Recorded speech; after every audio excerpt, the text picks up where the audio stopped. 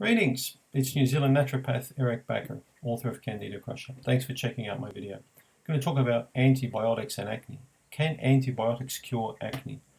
Well, many people I see over the years have taken antibiotics for acne. And in nearly all cases, it was an absolute complete waste of bloody time. Acne is not something you really want to control with a drug that helps to eradicate bacteria in the body. And the reason why is because it's a crazy treatment, because in this case, antibiotics aren't given for 10 days, or a short duration. They're giving long term. I mean, how stupid is that?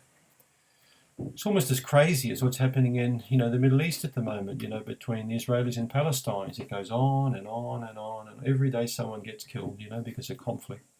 Now, what we're doing, giving antibiotics long term for acne is no different from the Gaza Strip. It's a continual long-term killing and conflict. You never win wars by pointing guns at each other. You never win the fight with acne by giving a drug. I just read a very interesting website of a board-certified dermatologist in America, who will remain nameless, who said that it was a very good, excellent treatment for the long-term eradication of acne. It was 6 months of antibiotics. I mean, for Christ's sakes, why would you take antibiotics for 6 months? Why would you take a treatment that kills bacteria for such a long period of time, both good and bad, indiscriminately? Kill, kill, kill, kill. Why would you do that? I mean, that's just board certified crazy as far as I'm concerned. But then this person went on to say that the only proper cure for acne is a drug called isotretinoin, or Accutane, Roaccutane. Now you go and Google Accutane or Roaccutane or isotretinoin. You go and Google that, and you go and have a look how many lawsuits, how many suicides, how many people have been permanently scarred, disfigured, how many people have developed inflammatory bowel disease from this crazy treatment. I mean, you might as well jump off a cliff. You probably get a better result curing your acne than you would taking this drug long term. So it just doesn't make sense to me to do that. It's a stupid thing to do. So if you've got acne, there are different approaches to acne.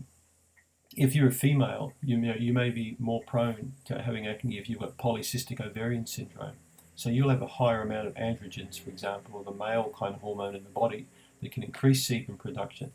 That's an important point to bear in mind. Hormonal manipulation, particularly if you're female and feel you've got menstrual period issues, it's very important to get that sorted, because that could underpin the acne problem. If you're a pimply teen like I was, a kid 17 with zits all over his face, then you might want to stop drinking Coke for a while and stop all the cream pies and crap like that. There's certainly more evidence that diet plays a huge role in acne. Many doctors think it's a load of crap, but certainly young people who eat a very fresh, healthy diet are a lot less prone to acne than the ones who don't. My four kids are grown up now, but they never suffered from acne. But we had home-cooked fresh food all the time. We always ate good food. Sure, the kids would have a Mountain Dew or a Coke here or there, but they didn't drink it every day, and they did eat a very healthy diet, and that played a big role in keeping their face nice and clear. And there are other genetic predispositions, that could come into it with acne, but taking a drug long term to cure acne, it's just crazy. It just doesn't make sense. It's almost like having an American Express card for years and years with a 30% interest rate. It just keeps crippling you further and further and further.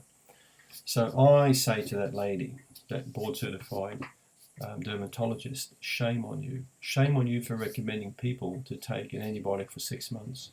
I've seen more misery and more ongoing digestive problems with that kind of recommendation than anything else. It's a ridiculous thing to do. Probiotics have a nice effect on cleaning up the mess, but a probiotic may need to be taken for 1 to 2 years or longer on an even permanent basis if a person has antibiotics for this long. So if you are a young person watching this video and you're contemplating antibiotics long term, I would say stop. Don't do it. Don't make the mistake that so many of my patients have made, taking an antibiotic long term. It just doesn't work. It's going to erode your health. It'll come back and bite you in the bum when you get older. Especially if you were young and you take it, and you get to my age, you could have an ongoing, long-term gut or immune dysfunction as a result of this treatment. So please don't even consider it. Don't forget to subscribe, and also please click on the link below in the description box for your free Candida report. Thanks for checking out my video.